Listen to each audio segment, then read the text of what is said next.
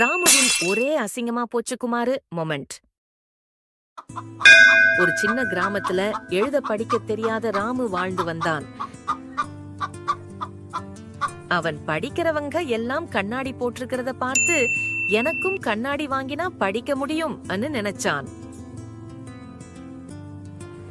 ராமு பேருந்து பிடிச்சு அருகில் டவுனுக்கு போய் கண்ணாடி கடைக்குள்ள போனான்.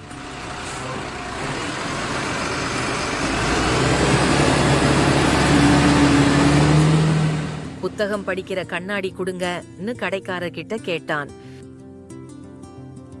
பல கண்ணாடிகளை மாறி மாறி அணிஞ்சு புத்தகம் படிக்க முயற்சி செய்தான். என்னால படிக்க முடியல, இந்த கண்ணாடிகள் எதுவும் சரியில்லைன்னு கத்தினான்.